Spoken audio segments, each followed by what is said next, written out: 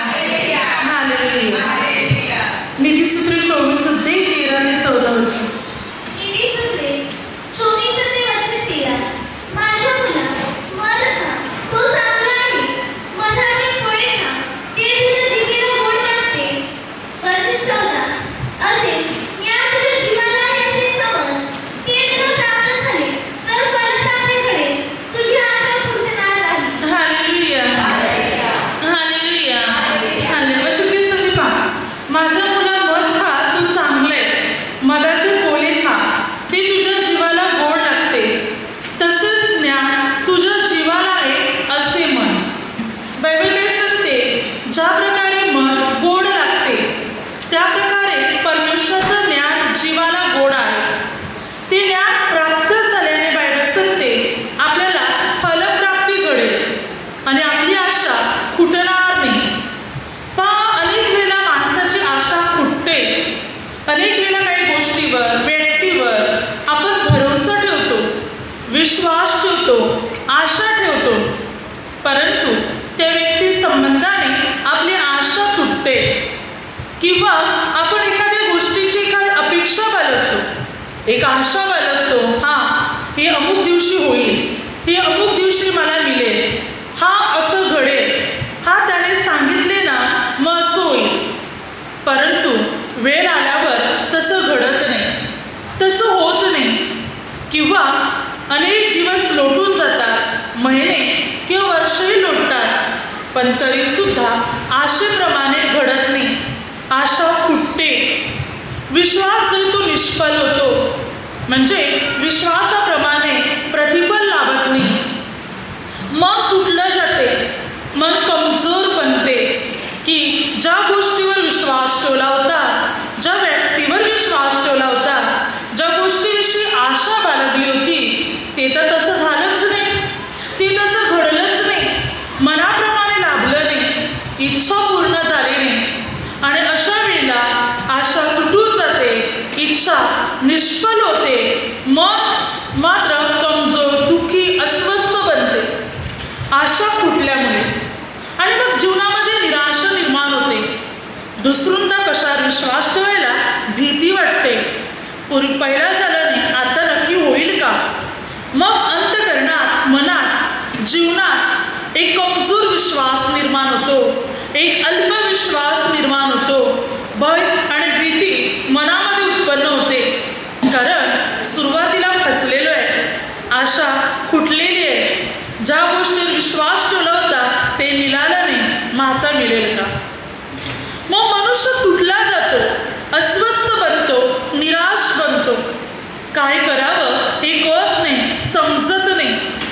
अनेक वेळा माणसाचे पुढचे आयुष्य सुद्धा निष्फळ बनलं जाते. पण बायबल आपल्याला काय शिकवते, या बायबलकडे आपण पाहू. वचन सांगते की कशामुळे आपली आशा पूर्ण होणार, कशामुळे आपली आशा फुटणार नाही, कशामुळे आपली आशा, इच्छा तृप्त होणार, किंवा आपल्याला जे हवं आहे ते आपल्याला प्राप्त होणार, किंवा आपल्या मनासारखं होणार, तर ते परमेश्वराच्या द्वारे. बघा, हे ज्ञान काय सांगते?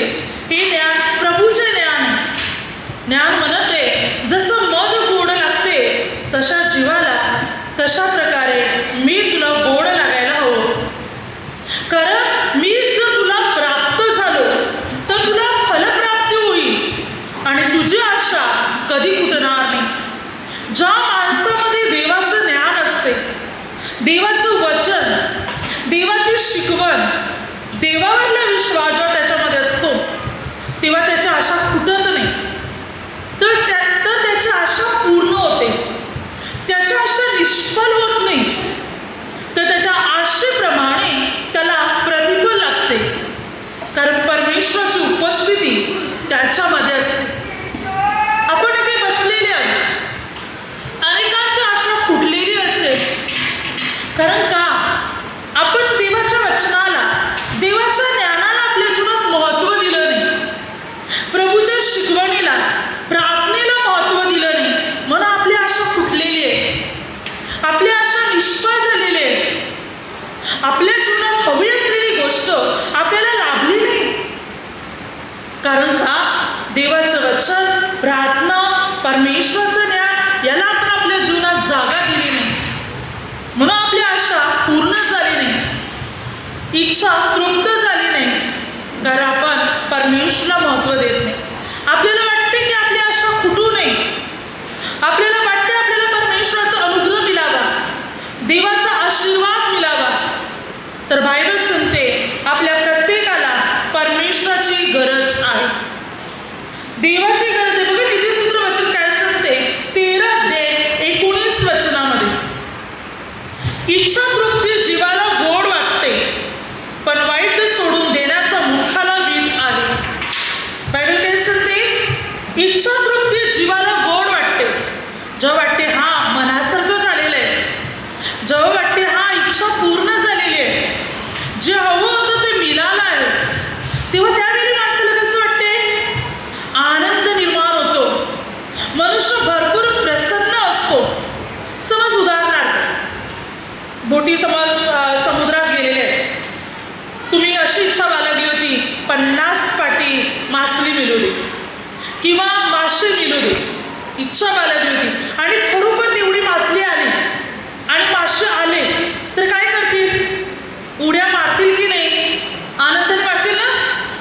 मग किती आनंद होईल, हा इच्छा तृप्त झालेली आहे माझी, मी इच्छा बाळगली होती, तृप्त झालेली आहे, जीवाला आपल्या गोड वाटणार, आनंद वाटणार, कारण जशी इच्छा बाळगली तसं मिळालं, तसं प्राप्त झालं, इच्छा तृप्त झाली. आणि त्यामुळे इच्छा तृप्त झाल्यामुळे आपण आनंदित होणार. पण समज मागितल्याने मिळालंच नाही, मग दुःखी होणार, निराश होणार, अस्वस्थ होणार, काय आशा बाळगली होती आणि काय झालं, मग निराश होणार. परंतु जेव्हा इच्छा तृप्त होते तेव्हा ती माणसाच्या जीवाला गोड लागते. मग आता ही इच्छा तृप्त कशी होणार, जेव्हा आपण प्रभूला आपल्या जीवनात महत्त्वाचं स्थान देणार, देवाच्या ज्ञानाला वचनाला आपल्या जीवनामध्ये महत्त्वाचं स्थान देणार, तेव्हा परमेश्वर आपल्या मनासारखं करणार. बघा मार्क 10 46 ते 52 वचनापर्यंत आपण पाहतो, तिथे बारतिमेय आहे, आणला, ज्याला दिसत नव्हतं, जो आणला होता, भीक मागायचा. परंतु जेव्हा प्रभू तिथून जात होते तेव्हा त्याने ऐकलं की प्रभू येशू इथून जात आहे, भले त्याला दिसत नाही, पण जेव्हा त्याला कळालं तेव्हा तो ओरडू लागला, ओ येशू, ओ प्रभू, दाविदाचे पुत्र, माझ्यावर दया करा. लोकांनी त्याला दटावलं, धमकावलं, गप्प बस म्हणून, पण अधिकच जोरात ओरडायला लागला. जोराने ओरडून प्रभूला आवाज देऊ लागला. तेव्हा जे लोक त्याला धमकावत होते, जे लोक त्याला दटावत होते, ओरडत होते, त्यांनाच प्रभूने म्हटलं त्याला इकडे घेऊन या माझ्याजवळ. आता ते लोक आणल्या बारतिमेयला प्रभू येशूकडे घेऊन आले. जेव्हा ते आणल्या बारतिमेयला प्रभूकडे घेऊन आले तेव्हा घेऊन येते गेले, जेव्हा त्या लोकांनी त्याला म्हटलं उठ चल, तो तुला बोलावित आहे, तेव्हा त्याने आपले अथरून दिले टाकून आणि तो प्रभूकडे आला. तेव्हा प्रभूने त्याला काय पहिला प्रश्न विचारला, मी तुझ्यासाठी काय करावं अशी तुझी इच्छा आहे, काय करू. बघा प्रभूने त्याची इच्छा विचारली. प्रभूला तर ठाऊक होतं, हा आणलाय, याला दृष्टी हवी आहे, याला पाहायचंय, तरी प्रभूने त्याच्या इच्छेला महत्त्व दिला. का प्रभूने त्याच्या इच्छेला महत्त्व दिला, की याला लोक ओरडतात, दटावतात, तरी मला आवाज देतो हा, याचा विश्वास आहे की मला भेटल्यावर हा बरा होईल. विश्वासाला जागा आहे याच्यामध्ये, मला भेटण्यासाठी आतुर आहे हा मनुष्य. म्हणून प्रभू स्वतःची इच्छा त्याला बरे करण्या अगोदर त्याला विचारतात तुझी इच्छा काय आहे. त्या प्रभू तो म्हणत आहे मला दृष्टी हवी आहे. तेव्हा प्रभू त्याच्या डोळ्याला स्पर्श करत आहे आणि ताबडतोब त्याला दिसायला लागत आहे, त्याला दृष्टी येते, तो पाहू लागत आहे.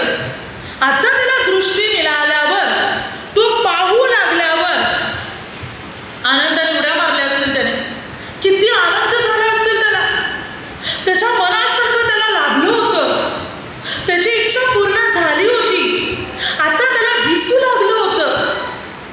का प्रभूने त्याची इच्छा पूर्ण केली, कारण त्याने विश्वासाला आपल्या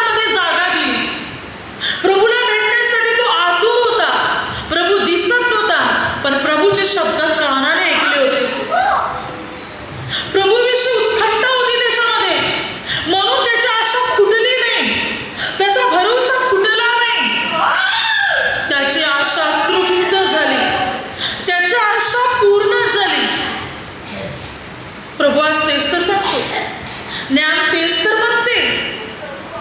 जर तू काय हे मला तुझ्या जीवाला मधासारखं गोड असं समजशील या ज्ञानाला, तर हे ज्ञान तुझ्या जीवनात मोठी फलप्राप्ती घडवी आणि तुझी आशा खुटणार नाही. तुझी इच्छा तृप्त होईल, पूर्ण होईल. परमेश्वर ती करेल. आपल्या आशेप्रमाणे कधी घडेल? जेव्हा आपण आपल्या जीवनात प्रभूच्या ज्ञानाला, प्रभूच्या वचनाला, प्रार्थनेला जागा देतील तेव्हा. अनेक वेळा देवाचा तू देवा मला हे दे, मला ते दे, माझी ही इच्छा आहे, माझी ती इच्छा आहे, ही इच्छा पूर्ण झाली पाहिजे, ती इच्छा पूर्ण झाली पाहिजे. देव म्हणतो माझ्या वचनाला तरी तुझ्यामध्ये जागा आहे का?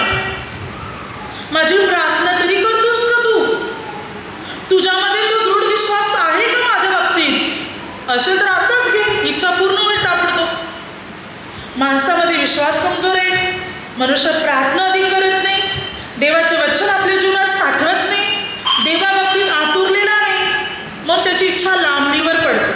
काय सांगते वचन? नीतिसूत्रे 13:12 वचन. आशा लांबणीवर पडली असता अंतःकरण कष्टी होते, पण इष्टप्राप्ती जीवनाचा वृक्ष आहे. काय सांगते बायबल? जेव्हा आशा लांबणीवर पडते, अद्याप होत नाही पूर्ण इच्छा, अद्याप मिळत नाही, दिवस गेले, महिने गेले, वर्ष गेले, मग मन अस्वस्थ आणि निराश बनते. जेव्हा आशा लांबणीवर पडते, अद्यापपर्यंत होत नाही, मन तुटलं जाते, दुःखी होते, निराश होते, अस्वस्थ बनते. जेव्हा मिळत नाही तेव्हा, मनाप्रमाणे घडत नाही तेव्हा, मनाप्रमाणे लाभत नाही तेव्हा, तत्काळ मिळत नाही तेव्हा, लांबणीवर पडलेले आशे दूरवर गेलेले, मात्र दिवस महिने वर्ष लोटलेले अद्याप मनासारखं होत नाही, कष्टी होते मन. पण बायबल सांगते की पण इष्टप्राप्ती जीवनाचा वृक्ष आहे. इष्टप्राप्ती, जे इच्छा होती, जे हवं होतं ते तत्काळ ताबडतोब मिळाल्याने, प्राप्त झाल्याने जणू काही तो जीवनाचा वृक्ष आहे. म्हणजे इच्छा बाळगली, आशा बाळगली आणि मिळालं, ताबडतोब लाभलं, तेव्हा त्या माणसाला आनंद प्राप्त होतो. त्याच्या जीवनाच्या झाडाला जणू काही फाटे फुटतात, फुले फले यायला सुरुवात होतात त्याच्या जीवनात. अशा जीवनाच्या वृक्षाप्रमाणे तो बनला जातो. जेव्हा त्याची इष्टप्राप्ती घडते तेव्हा अनेक वेळा ती न घडल्यामुळे मनुष्य निराश होतो. मग आता आपली आशा खुटू नये, आपल्या आशेप्रमाणे घडावं किंवा आपली इच्छा पूर्ण व्हावी असं आपल्याला वाटत आहे, तर आपल्या जीवनात आपण देवाच्या वचनाला स्थान द्यायला सुरुवात केली पाहिजे. प्रार्थनेला आपल्या जीवनात जागा द्यायला सुरुवात केली पाहिजे. अधिकाने वेळ परमेश्वराच्या सानिध्यात घालवण्यासाठी सुरुवात केली पाहिजे. सतत आपल्या जीवनात परमेश्वराची स्तुती असावी. मग आशा लांबणीवर पडणार नाही, आशा दूरवर पोचणार नाही. अनेक दिवस, अनेक महिने, अनेक वर्ष वाट पण पाहावी लागणार नाही. कारण बायबल काय सांगते माहिती? रोमकरास पत्र 15:13 वचनात, कारण तो आशेचा देव आहे. बायबल काय सांगते? तो आशेचा देव विश्वास ठेवल्यामुळे तुम्हाला संपूर्ण आनंदाने व शांतीने भरो. काय सांगते वचन? तो आशेचा देव आहे. आशा ठेवल्यामुळे, विश्वास ठेवल्यामुळे भरपूर शांतीने, आनंदाने भरो. तो तात्काळ आपल्या जीवनात कार्य करणार, आपली इच्छा तृप्त करणार, पूर्ण करणार, आपल्या मनासारखं तो आपल्या जीवनात तत्काळ घडून आणणार. जसं की बायबल काय सांगते पहा, यशाया 46:13, माझकडून होणाऱ्या उद्धारास विलंब लागणार नाही. काय म्हणतो प्रभू? माझ्याकडून होणाऱ्या उद्धारास उशीर लागणार नाही, लवकर तुमच्या जीवनात उद्धार उत्पन्न होईल. मग त्यासाठी आपण देवाच्या वचनाला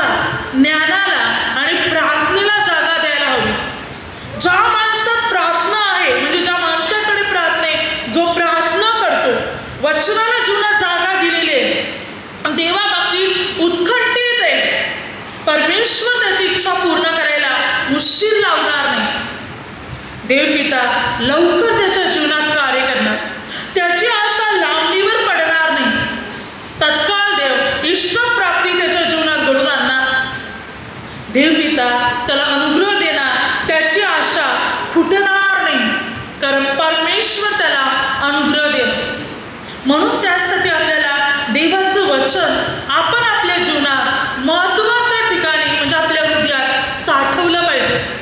ते वचन आपण आपल्या जीवनात जमा केलं पाहिजे. देवाच्या वचनाला आपल्या जीवनात महत्त्वाचं स्थान दिलं पाहिजे, म्हणजे आपली इष्टप्राप्ती लवकरात लवकर घडेल. बघा, परमेश्वर पित्याने दाविदाला काय म्हटलं होतं? वचनसंहिता 1 राजे 2 अध्याय 1 ते 4 वचनात दावीद आता आपला मुलगा शल्मोन याच्याबरोबर बोलत आहे आणि म्हणतो, पहा, परमेश्वर पित्याने मला म्हटल्याप्रमाणे की मात्र तुझी संतती, तुझी मुलांची पिढी या गादीवरून कधी फुटणार नाही. तू माझे नियम पाळले, आज्ञा पाळल्या आणि तुझ्या मुलाबाळाने सुद्धा, तुझ्या पिढीने सुद्धा माझ्या आज्ञा विधी नियम पाळत राहिले, माझ्या निर्णयाप्रमाणे ते चालत राहिले, तर तुझी पिढी या गादीवरून कधी फुटणार नाही. मी कायमची तुझी गादी बसवणार आणि तुझी आशा निष्फळ होणार नाही. आणि परमेश्वराने अनुग्रह दाविदाला दिला, दाविदाच्या द्वारे शल्मोनाला दिला आणि देवाने खरोखर त्याची पिढी कायमची स्थापित केली. बायबल सांगते 1 राजा 8 अध्याय 25 आणि 9 अध्याय 5 आणि 2 इतिहास 7 अध्याय 18 वचनात परमेश्वर पित्याने दाविदाच्या गादीला आशीर्वादित केलं आणि दाविदाची संतती त्या गादीवर बसली, जिची परंपरा कधी फुटली नाही. दाविदामुळे परमेश्वराने असा अनुग्रह दिला, असा आशीर्वाद दिला की दाविदाच्या वंशजाने, येणाऱ्या पुढच्या पिढीने गादीवर बसून राज्य केलं, सिंहासनावर बसून राज्य केलं आणि ही परंपरा कधी फुटली नाही. आजी दाविदाचं राज्य कायम आहे, तर या गादीवर आता प्रभू येशू बसलेले आहेत. दाविदाने आशा बाळगली होती. दावीद देवाचे नियम पाळणारा व्यक्ती होता. देवाने दाविदाला वचन दिलं होतं, तुझी ज्योत कधी मावळणार नाही, तुझी आशा फुटणार नाही, तुझी गादी फुटणार नाही. आणि देवाने अभिवचन पूर्ण केलं. ज्याच गादीवर प्रभू बसलेले आहेत आणि प्रभूचं सिंहासन कायमचं आहे आणि हे सिंहासन कधी नष्ट होणार नाही. हे अविनाशी असं सिंहासन आहे, हे राज्य अविनाशी असं राज्य. प्रभू म्हणतो, तुम्ही माझे नियम पाळाल, माझ्या वचनाप्रमाणे चालाल, तुमची आशा फुटणार नाही, तुमचा भरोसा फुटणार नाही, तुमची इच्छा फुटणार नाही. मी तुम्हाला आशीर्वादित करेन, निरंतर तुमच्या जीवनात चांगलं घडवत राहील, सर्व काही तुमच्या जीवनामध्ये चांगलं चालत राहील, कारण मी तुम्हाला तसा अनुग्रह देईन, मी तुम्हाला तसा आशीर्वाद देईन. आणि परमेश्वर आपल्या जीवनात त्याप्रमाणे कार्य करायला सुरुवात करेल. सर्व गोष्टी परमेश्वर मात्र आपल्याला देईल, कारण तो महान परमेश्वर. अनेक वेळा आशा तुटते, भरोसा तुटतो, इच्छा निष्फळ होते, तेव्हा मन तुटते, हृदय तुटते, मनुष्य निराश होतो. पण जर मनुष्याने देवाला आपल्या जीवनात जागा दिली, पूर्ण परमेश्वरावर भरोसा ठेवला, तर खरोखर त्याची आशा कधी फुटणार नाही, त्याचा भरोसा कधी तुटणार नाही. त्याच्या आशेप्रमाणे देव त्याला देणार, त्याच्या जीवनात कार्य नक्की करणार, नक्की परमेश्वर त्याच्या जीवनात चमत्कार करणार, प्रभू त्याला आशीर्वादित करणार. आपण मार्क 1 अध्याय 40 ते 42 वचनात पाहतो. 1